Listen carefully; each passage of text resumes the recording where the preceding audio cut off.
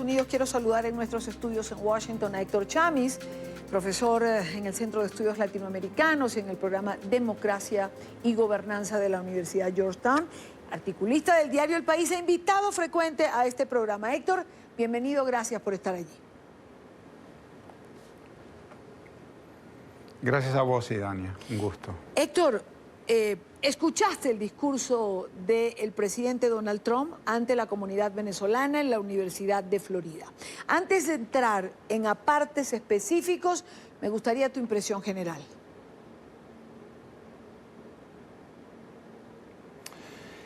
Mi impresión general es que no hay vuelta atrás. Que el presidente Trump lo dijo, la comunidad internacional lo ha dicho también. Hay más de 60 países que han reconocido a Juan Guaidó como presidente encargado, y esos 60 países no van a reconocer a Maduro. Entonces son las democracias de América, las democracias de Europa, Australia, Israel, democracias de otros continentes. No hay vuelta atrás, esa es mi impresión, y el gobierno de Estados Unidos le ha puesto toda la fuerza y toda la energía a esto, y yo creo que eso hay que entenderlo tal y como lo dijo el presidente. Entonces, nunca habíamos estado en esta situación donde se alinearon los planetas en relación a la transición democrática venezolana. Ahora, nunca habíamos tenido por parte del presidente Trump un discurso tan claro, tan particular, tan preciso, con mensajes contundentes como el de la tarde de hoy y ante la comunidad venezolana. Una frase de muchas que dijo, pero una frase en particular: Maduro no es un patriota venezolano, es una marioneta de Cuba.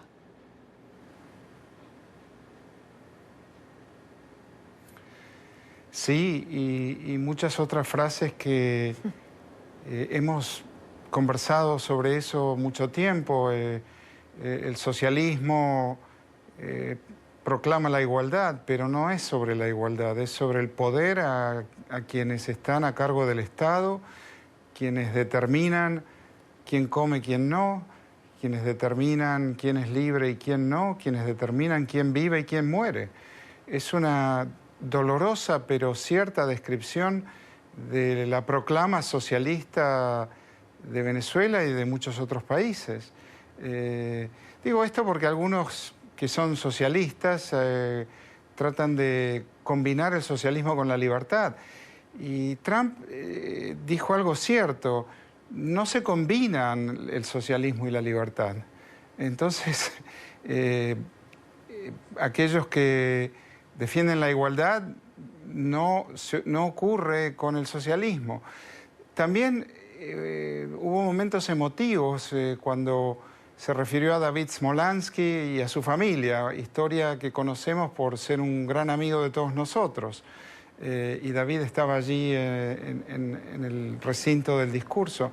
Creo que sí, tuvo pasajes conmovedores en ese sentido también. Bueno, hizo referencia a Óscar Pérez, que digamos es un símbolo para muchos venezolanos de la lucha por la libertad. Estaba su madre, que además estaba bastante conmovida, y refirió a un episodio personal de un cumpleaños de uno de sus hijos que también habría sido asesinado. Fue un acto en estas circunstancias, Héctor, no hay casualidades. ¿Fue un evento milimétricamente calculado? Definitivamente. Así como está calculado el ingreso de la ayuda humanitaria, está confeccionada una coalición internacional en apoyo de esa ayuda. Hay celebridades que van a ir a dar un concierto de música. Richard Branson de Virgin Islands, ¿no? que está auspiciando ese discurso. Eso es fundamental. Todas las crisis internacionales comienzan a resolverse cuando el mundo de las artes, de la música, toma partido. Y ese mundo ha tomado partido por la democracia en Venezuela. Y además está claro que no hay oportunidad de volver atrás. Estamos en un lugar histórico. Estamos a las puertas de un hecho histórico después de 20 años de ver caer a Maduro, de ver caer a un gobierno y un régimen tiránico que ha empobrecido y enfermado y hambreado a los venezolanos. Las cifras que citó el presidente Trump son las cifras que manejamos hace mucho tiempo. 90% de los venezolanos son pobres. La pérdida de peso, la pérdida de consumo calórico, todas esas realidades trágicas que han llevado a esta crisis a donde está. Y además hay algo que me llamó la atención, que también lo puso en clave de política de Estados Unidos, porque, y en política electoral de Estados Unidos, porque siempre se usó a Venezuela como ejemplo en América Latina de lo que no queremos, en procesos electorales en Brasil, en Argentina, en Chile, en otros lugares donde aquellos que estaban con Maduro querían transformar esas realidades en Venezuela. Y usó la misma construcción retórica Trump hoy. Estados Unidos nunca será como Venezuela, lo dijo varias veces. Lo dijo varias veces y evidentemente no se puede sacar de un contexto político en el cual se mueve el presidente Trump y de cara a las elecciones. Hay dos particularidades o dos frases a las que quiero referirme. Una de ellas cuando dijo, queremos una transición pacífica, pero todas las opciones están sobre la mesa. Porque es una frase que lleva un velo de amenaza, aunque no se quiera. Entrevistaba Bricio Segovia de La Voz de América al presidente Duque y le preguntaba insistentemente en esto, y el presidente Duque hacía referencia de el cerco diplomático es en lo que creo, pero todos aquellos mandatarios a quienes se les hace una consulta en relación a esto, siempre dejan esa frase, todas las opciones están sobre la mesa. ¿Es una frase para disuadir?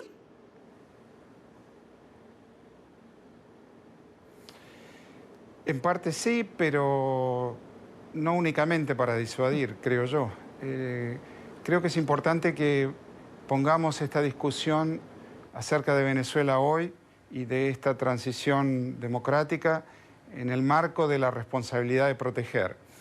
Una resolución de la Asamblea General de Naciones Unidas de 2005 que dice que los países tienen la responsabilidad de proteger poblaciones civiles en riesgo, sometidas a crímenes, ya sean de guerra, de lesa humanidad, sometidas a violaciones severas a sus derechos por parte de gobiernos haciendo uso de una supuesta soberanía, que en realidad es una violación de la soberanía si es que el pueblo es el soberano.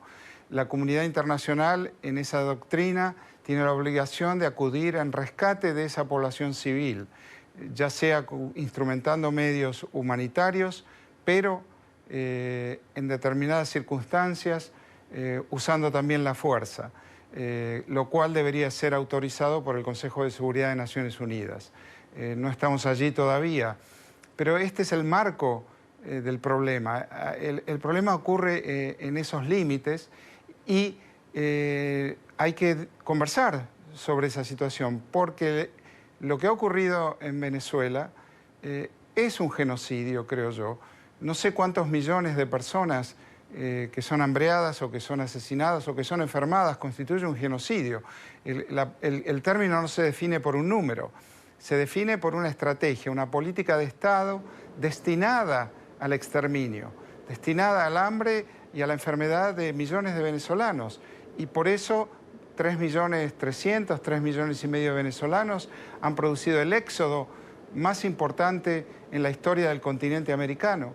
Entonces eso, sí, sin duda, si nos manejamos con la responsabilidad de proteger, que es una doctrina de Naciones Unidas, votada unánimemente por los miembros, todos los países miembros de Naciones Unidas, si nos manejamos en ese contexto, entonces el uso de la fuerza es un escenario posible. Bueno, es decir, no estamos jugando, ni son frases hechas, ni frases de último minuto, ni de acomodo. ¿Para ti es una opción posible dentro de ese contexto de responsabilidad y proteger? Ahora, dentro de ese análisis hay siempre un llamado reiterado a los militares que ha hecho hoy en día el propio presidente Donald Trump. Es decir, ya no es el senador Rubio, ya no es el congresista Díaz Balar, es Donald Trump el que ha hecho este llamado a los militares venezolanos. Bueno, esa es la gran pregunta, si al ingresar la ayuda humanitaria la Fuerza Armada venezolana va a dejarlos pasar o va a oponer resistencia según órdenes del usurpador Maduro. Esa es la gran pregunta. Si opone resistencia, bueno, hay una estructura militar en la frontera colombiana de Estados Unidos, también la hay en la frontera sur con Brasil, en el estado de Roraima, donde también hay un centro de acopio y distribución. También lo hay en Curazao, donde el gobierno de los Países Bajos ha organizado un centro de distribución de ayuda humanitaria. Esa es la realidad. Los países democráticos del mundo le han dicho a Maduro que debe irse. Y decirle a un gobernante usurpador de otro país que debe irse, debe justificarse dentro de alguna doctrina. La responsabilidad de proteger es una doctrina que actúa en ese sentido. Y quiero agregar además, Idania, sí, que por favor. Esa doctrina es una herencia directa de genocidios ocurridos en el mundo, el de Ruanda, por ejemplo, el de los Balcanes, donde la comunidad internacional no tenía, los Balcanes en la ex Yugoslavia, ¿verdad? Sí. La comunidad internacional no tenía instrumentos para intervenir y detener ese genocidio antes que ocurra, si fuera necesario, sí, antes que se produzca la exterminación de cientos de miles de personas, si no millones de personas, por parte de un régimen genocida precisamente. Bueno, hoy lo tenemos en Venezuela, hoy lo tenemos exactamente así. Exacto, ya han muerto cientos de miles de venezolanos por falta de medicamentos o por falta de alimentos. Ante una circunstancia como esta, cabe la duda de la Unión Europea. Es decir, y yo sé que estoy sobre el tiempo, pero ocurrió anoche, es decir, unos europarlamentarios iban a ingresar en Venezuela, fueron devueltos del mismo aeropuerto, hoy estaban solicitando a España y a la propia Unión Europea salirse de este grupo de contacto y dejar estas posiciones de duda o no claras o no firmes ante lo que está ocurriendo. Sí, varios parlamentarios, varios europarlamentarios estaban exigiendo a la propia jefa de la diplomacia europea, Federica Mogherini, terminar con el grupo de contacto, que no hay posibilidad alguna de establecer un diálogo, una negociación, dada la decisión de Maduro de ayer de expulsar a 4 o 5 parlamentarios europeos, que eso era una demostración clara de lo que ya sabemos, que no hay una intención noble y verdadera de dialogar ni de negociar. Ya lo hemos visto tantas veces. Entonces no tiene sentido esto. Mogherini ha anunciado que irá a Caracas esta semana. Bueno, los acontecimientos se precipitan. Esta semana también, el día viernes, comenzará a ingresar ayuda humanitaria en Venezuela. El gobierno de Maduro, el régimen usurpador, tendrá que decidir si lo va a dejar pasar o si va a ordenar reprimir. Yo creo que cada vez queda menos espacio para la conversación diplomática. Esa es la realidad. Héctor, como siempre, muchísimas gracias por acompañarnos, por este tiempo. Gracias por estar allí para poder dar esta revisión a lo que ha sido este discurso del presidente Donald Trump en la tarde de hoy. Buena tarde para ti. Buena tarde, muchas gracias.